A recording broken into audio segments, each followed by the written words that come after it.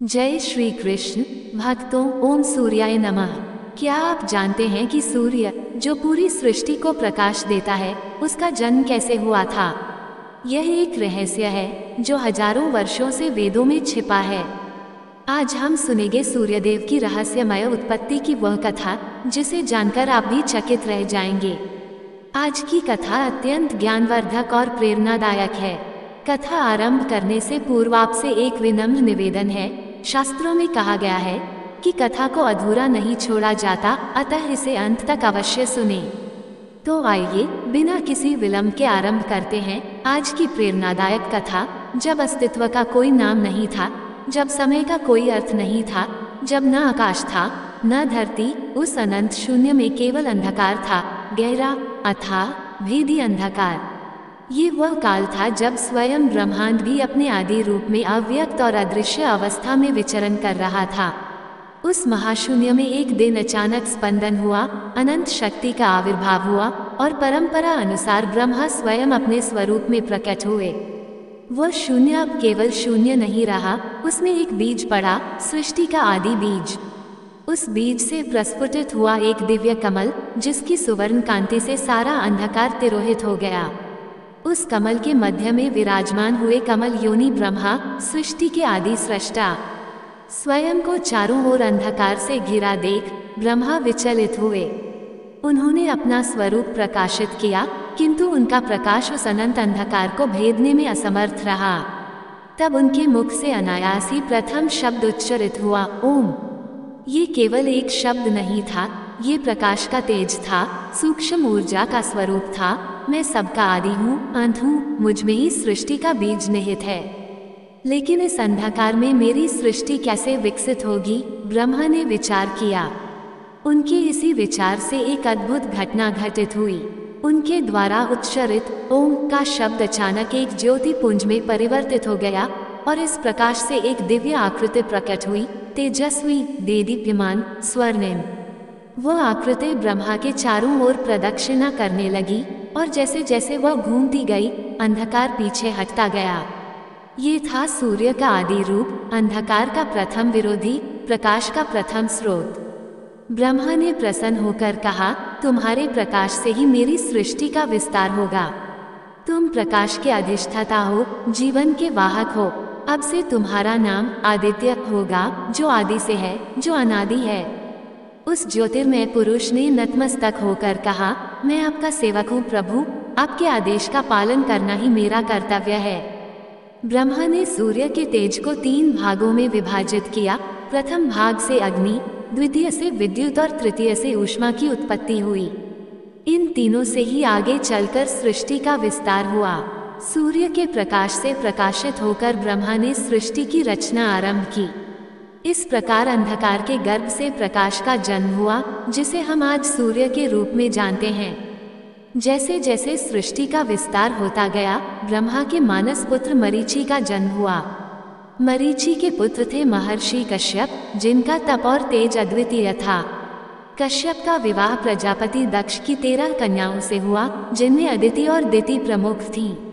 अदिति देवमाता कहलाए और दिति असुर माता।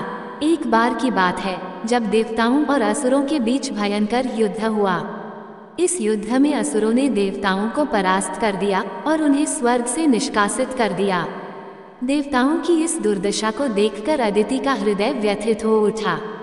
उन्होंने अपने पति महर्षि कश्यप से कहा, स्वामी, हमारे पुत्र देवता अब अनाथों की भांति इधर उधर भटक रहे हैं। उन्हें उनका अधिकार दिलाने के लिए कुछ कीजिए। कश्यप बोले, देवी, इसका केवल एक ही उपाय है, तुम्हें कठोर तपस्या करनी होगी। यदि परमात्मा प्रसन्न हुए तो वे निश्चित ही हमारे पुत्रों की सहायता करेंगे। अदिति ने भगवान विष्णु की आराधना आरंभ की। वे निराहार रहकर एक पैर पर खड़ी होकर दिन रात श्रीहरि का ध्यान करने लगी। उनकी अखंड तपस्या से प्रसन्न होकर एक दिन भगवान विष्णु प्रकट हुए। माता अदिति, तुम्हारी तपस्या से मैं अत्यंत प्रसन्न हूँ, वरदान मांगो, श्री विष्णु ने कहा। अदिति ने अत्यंत नम्रता से कहा, प्रभु, मेरे पुत्रों को उनका स्वर्गलोक वापस दिलाए, उन्हें पुनः उनका अधिकार प्राप्त हो। विष्णु मुस्कुराए और बोले, देवी, मैं स्वयं तुम्हारे पुत्र के रूप में अवतार लूंगा और असुरों का विनाश करूंगा। तुम निश्चिंत रहो। अदिति ने कृतज्ञता के साथ भगवान को प्रणाम किया और अपने आश्रम लौट आई। कुछ समय पश्चात उन्हें गर्भधारण हुआ।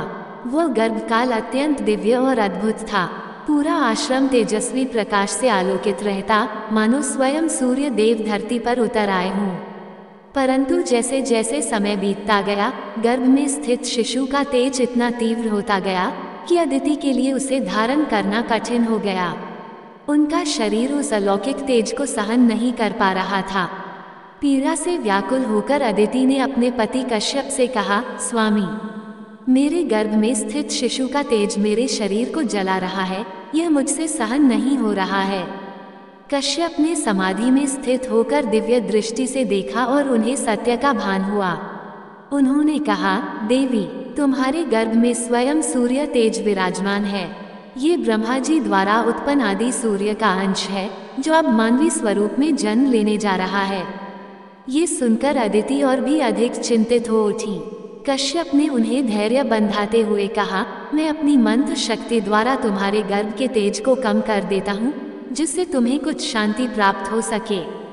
कश्यप ने मंत्रोच्चार किया और अपनी योग शक्ति से अदिति के गर्भ को 2 भागों में विभाजित कर दिया। एक भाग में शिशु रहा और दूसरे में उसकी अधिकतम तेजस्विता। समय आने पर अदिति ने एक अत्यंत तेजस्वी पुत्र को जन्म दिया, जिसका संपूर्ण शरीर स्वर्णिम आभा से चमक रहा था। उसके जन्म लेते ही चारों दिशाओं में दिव्य प्रकाश फैल गया। आकाश में देव दुंदुभियां बज उठी और देवताओं ने पुष्प वर्षा की। किंतु उसी क्षण एक विलक्षण घटना घटित हुई। जब बालक अदिति के गर्भ से बाहर आया, तब गर्भ का आधा भाग अभी भी भीतर ही रह गया, जिसमें बालक का शेष तेज समाहित था। ऋषि कश्यप ने अपनी दिव्य दृष्टि से यह अद्भुत स्थिति देखी और प्रसव की प्रक्रिया को पूर्ण कर उस अर्धांग को भी बाहर निकाला। इस प्रकार अदिति के गर्भ से 2 अलग अलग रूपों का जन्म हुआ, एक जीवित बालक और दूसरा तेजस्वी अंड। चूंकि वह बालक अर्धंड से उत्पन्न हुआ था, अतः उसका नाम पड़ा मार्तंड, अर्थात वह सूर्य जो अर्धंड से उत्पन्न हुआ। बालक के शरीर का अधिकांश तेज उस दूसरे भाग में समाहित था, जिसे आकाश में स्थापित किया गया, और वही तेजस्वी गोला कालांतर में सूर्य कहलाया। इस प्रकार मार्तंड सूर्य 2 रूपों में विद्यमान हुए, एक मानवी रूप में और एक आकाशीय तेज गोलक के रूप में। उनके जन्म से ही असुर भयभीत होकर भाग खड़े हुए और देवताओं को पुनः स्वर्गलोक प्राप्त हो गया। इस प्रकार देवमाता अदिति और महर्षि कश्यप के पुत्र रूप में मार्तंड सूर्य का जन्म हुआ, जिन्हें विवस्वान के नाम से भी जाना जाता है। मार्तंड सूर्य का तेज दिन प्रतिदिन बढ़ता गया। उनके शरीर से निकलने वाली किरणें इतनी प्रखर थीं कि कोई भी उनके समीप जाने का साहस नहीं कर पाता था। स्वयं माता अदिति भी उनके निकट आने से भयभीत रहती थीं। सूर्यदेव अपनी इस स्थिति से अत्यंत व्यथित हो उठे। वे अकेलेपन और उपेक्षा से घिर गए थे।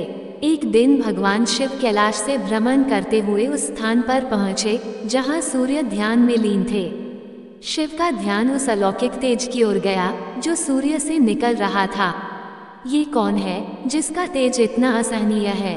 शिव ने सोचा। उन्होंने अपने तीसरे नेत्र से देखा और जाना कि ये तो स्वयं मार्तंड सूर्य हैं, जो अपने ही तेज से व्याकुल हैं। शिव ने स्नेहपूर्वक पूछा, हे मार्तंड, क्या तुम स्वयं अपने तेज से क्लांत और पीड़ित नहीं हो? सूर्य ने सिर झुकाकर उत्तर दिया, हे महादेव, मेरा तेज इतना प्रखर है कि कोई भी मेरे समीप नहीं आता। मेरी माता भी मुझसे दूरी बनाए रखती हैं। मैं इस स्थिति से अत्यंत दुखी हूँ। कृपया कोई उपाय बताए जिससे मेरा तेज संतुलित हो जाए। भगवान शिव ने करुणा से देखा और बोले, हे सूर्य, मैं तुम्हारे तेज को 3 भागों में विभाजित कर दूंगा, जिससे तुम्हारा जीवन सहज हो सकेगा और सृष्टि भी संतुलित रूप से प्रकाशित हो सकेगी। इतना कहकर शिव ने अपना त्रिशूल उठाया और सूर्य को 3 भागों में विभाजित कर दिया। एक भाग से प्रातःकाल का सूर्य, दूसरे से मध्याह्न और तीसरे से संध्या का सूर्य प्रकट हुआ। इस प्रकार सूर्य के 3 रूप हुए, अरुणोदय, विवस्वान और अस्ताचल सूर्य, जिनसे दिन के 3 काल निर्मित हुए। सृष्टि संतुलित हो गई और सूर्य का तेज सम्यक रूप से धरती को आलोकित करने लगा। पहला भाग सूर्य के मानवीय रूप में रहा, दूसरा भाग उस अंडे में समाहित हो गया जो आकाश में स्थापित था, और तीसरा भाग पृथ्वी पर अग्नि के रूप में स्थित हुआ। अब तुम अपने मानवीय रूप में सामान्य जीवन व्यतीत कर सकोगे, शिव ने कहा। आकाश में स्थित वह अंडा संपूर्ण ब्रह्मांड को प्रकाशित करेगा, और अग्नि के रूप में तुम यज्ञों में आहुति लेकर मनुष्यों की सेवा करोगे। सूर्य ने कृतज्ञतापूर्वक शिव को नमन किया। अब उनका तेज इतना सहनीय हो गया था कि लोग उनके समीप आ सकते थे। माता अदिति सबसे पहले दौड़कर अपने पुत्र से लिपट गईं और उन्हें हृदय से लगा लिया। शिव द्वारा विभाजित उस दिव्य अंडे से एक अद्भुत घटना घटी। उस अंडे से एक प्रकाश पुंज निकला जो साकार होकर एक सुंदर युवक में परिवर्तित हो गया। वो युवक अत्यंत मनोहर था। उसके शरीर से तेज की किरणें प्रस्फुटित हो रही थीं। यही था विवस्वान, सूर्य का दिव्य प्रतिरूप, जो आकाश में स्वर्णिम रथ पर सवार होकर समस्त ब्रह्मांड को प्रकाश देने लगा। आकाश में स्थित सूर्य और पृथ्वी पर विचरण करने वाले मार्तंड दोनों एक ही आत्मा के दो भिन्न स्वरूप थे। मार्तंड सूर्य अब सामान्य जीवन जीने लगे, जबकि आकाशीय सूर्य अपने रथ पर सवार होकर प्रतिदिन पूर्व से पश्चिम की यात्रा करने लगे, जिससे दिन और रात का चक्र आरंभ हुआ। यह विभाजन सूर्य की उत्पत्ति का एक अद्भुत और रहस्यमय पक्ष था, जिससे उनका अस्तित्व दिव्य और मानवीय दोनों रूपों में विभक्त हो गया। अब सूर्य युवावस्था में पहुंच गए थे। देवी अदिति और ऋषि कश्यप उनके विवाह को लेकर चिंतित हो उठे। उसी समय त्रिलोक में प्रसिद्ध देवी संज्ञा, देवशिल्पी विश्वकर्मा की पुत्री, अपने तेज और सौंदर्य के लिए जानी जाती थी। एक दिन देवर्षि नारद विश्वकर्मा के भवन पहुंचे। विश्वकर्मा ने उनका आदरपूर्वक स्वागत किया और पूछा, हे देवर्षि, आपके आगमन का उद्देश्य जानना मेरे लिए सौभाग्य की बात होगी। नारद मुस्कुराए और बोले, मैं एक विशेष प्रस्ताव लेकर आया हूँ। देवमाता अदिति और महर्षि कश्यप के पुत्र सूर्यदेव के लिए आपकी पुत्री संज्ञा का हाथ मांगने आया हूँ। विश्वकर्मा के मन में थोड़ी दुविधा उत्पन्न हुई। वे जानते थे कि सूर्य का तेज अत्यंत प्रखर है, भले ही वह अब विभाजित हो चुका है। क्या उनकी पुत्री वह तेज सहन कर पाएगी? परंतु सूर्य से संबंध एक गौरव की बात थी। उन्होंने संज्ञा को बुलाकर प्रस्ताव रखा। संज्ञा ने सूर्य के विषय में बहुत सुना था और सहर्ष विवाह के लिए सहमत हो गई। शुभ मुहूर्त में सूर्य और संज्ञा का विवाह संपन्न हुआ। देवताओं ने आकाश से पुष्प वर्षा की, इंद्र ने स्वागत की व्यवस्था की, अग्निदेव ने वेदी सजाई, मरुदगण पवन का संचालन कर रहे थे और अप्सराएं नृत्य कर रही थीं। विवाह के बाद संज्ञा सूर्य के साथ अपने नवगृह पहुंची। सूर्य ने उसे प्रेमपूर्वक अपनाया और उसका हर प्रकार से ध्यान रखा। समय बीतने के साथ संज्ञा ने 3 संतानों को जन्म दिया, वैवस्वत मनु, यम यमी जुड़वा संतान और अश्विनी कुमार। ये परिवार सुखी था, लेकिन एक समस्या धीरे धीरे उभरने लगी। सूर्य का तेज अभी भी इतना प्रखर था कि संज्ञा को उनका साथ सहन नहीं हो पा रहा था। उनके शरीर की आभा आंखों को चुभती थी, उनका स्पर्श जलन देता था।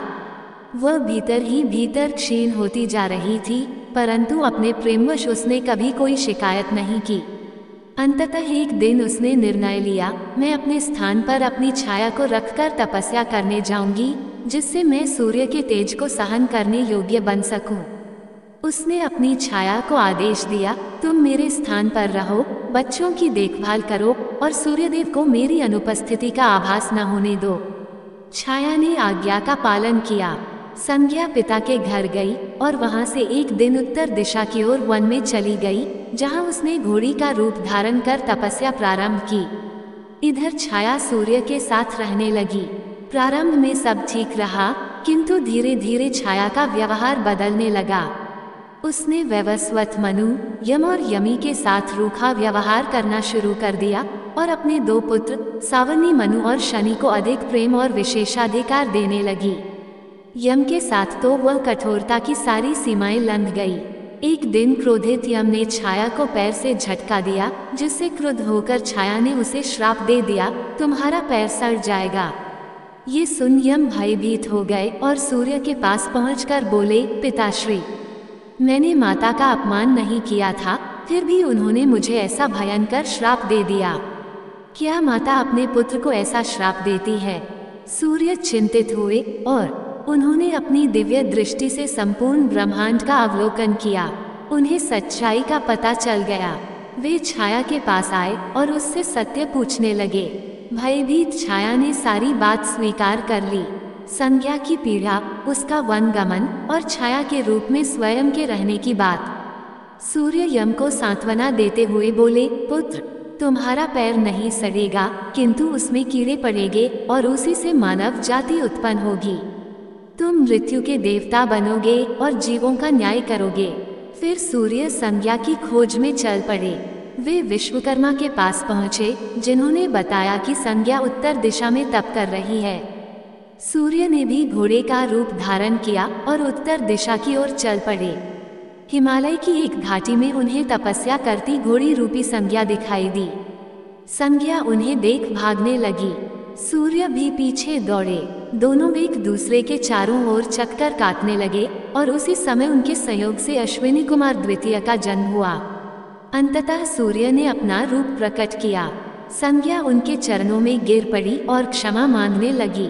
सूर्य ने उसे उठाया और कहा, तुमने मुझसे अपनी व्यथा क्यों नहीं कही? संज्ञा ने आंसुओं के साथ उत्तर दिया, स्वामी, मैं आपको दुखी नहीं करना चाहती थी। सूर्य उसे लेकर विश्वकर्मा के पास गए और आग्रह किया, हे देवशिल्पी, मेरा तेज कम कीजिए, जिससे मेरी पत्नी मेरे साथ रह सके। विश्वकर्मा ने एक खरादी पर सूर्य को रखकर उनका तेज रगड़कर कम किया। जैसे जैसे तेज कम हुआ, सूर्य का रूप और सौम्य होता गया। उसी तेज की धूल से उन्होंने देवताओं के दिव्य अस्त्र बनाए। विष्णु का सुदर्शन चक्र, शिव का त्रिशूल, कुबेर की गदा, कार्तिकेय का शक्ति अस्त्र और पुष्पक विमान। ये सब देखकर संज्ञा भाव विभोर हो उठी। अब वो सूर्य के साथ सुखपूर्वक रहने लगी। विश्वकर्मा ने सूर्य को एक दिव्य रथ भेंट किया, जिसमें 7 घोड़े जुड़े थे। 7 घोड़े 7 छंदों के प्रतीक थे और उसका सारथी बनाया गया अरुण, संज्ञा का भाई। छाया को भी क्षमा कर घर में सम्मानजनक स्थान दिया गया। यम धर्मराज बने। वैवस्वत मनु ने पृथ्वी पर मानव सभ्यता की नींव रखी। अश्विनी कुमार देवताओं के वैद्य बने। सावर्णी मनु भविष्य के मनवंतर के अधिपति बने और शनि एक ग्रह के रूप में प्रतिष्ठित हुए। कालचक्र चलता रहा। सूर्य प्रतिदिन अपने स्वर्णिम रथ पर सवार होकर पूर्व से पश्चिम की यात्रा करते रहे, जिससे दिन रात्रि का संचालन हुआ। एक दिन संज्ञा ने सूर्य से पूछा, स्वामी, क्या आप थकते नहीं? आप ये यात्रा क्यों निरंतर करते हैं? सूर्य ने गंभीरता से उत्तर दिया, प्रिय, जब तक ये सृष्टि है, मेरा कर्तव्य चलता रहेगा। मेरे रुकने से जीवन रुक जाएगा। संज्ञा ने उनके त्याग और निष्ठा को नमन किया। महर्षि व्यास ने सूर्य से ज्ञान मांगा, पाणिनि ने व्याकरण और कई ऋषियों ने उनसे विद्याएं प्राप्त की। श्री कृष्ण ने स्वयं अर्जुन से कहा, प्रकृति के इस महान ज्योति स्वरूप को मैं अपनी योगमाया से संचालित करता हूँ। सूर्य का तेज ही जीवन है। एक श्लोक में कहा गया है, आदित्यस्य नमस्कार ये कुर्वन्ति दिने दिने जन्मांतर सहस्त्रेषु दरिद्रम नोपजायते। अर्थात जो प्रतिदिन सूर्य को नमस्कार करता है, वह हजारों जन्मों तक दरिद्र नहीं होता। ये कथा केवल सूर्य की नहीं, बल्कि त्याग, प्रेम, तप और कर्तव्य की वह महागाथा है, जो सृष्टि को जीवन देती है। प्रेम से बोलिए, जय श्री हरि विष्णु। ऐसे ही और भी रोचक और आध्यात्मिक वीडियो के लिए चैनल को सब्सक्राइब कर लें। दोस्तों, आपको ये कथा कैसी लगी, कृपया कमेंट करके जरूर बताएं। वीडियो पसंद आया हो तो लाइक करें और अपने दोस्तों के साथ शेयर करें। कमेंट बॉक्स में जय श्री कृष्ण लिखना ना भूलें। फिर मिलते हैं एक और दिलचस्प वीडियो के साथ। धन्यवाद। जय श्री कृष्ण।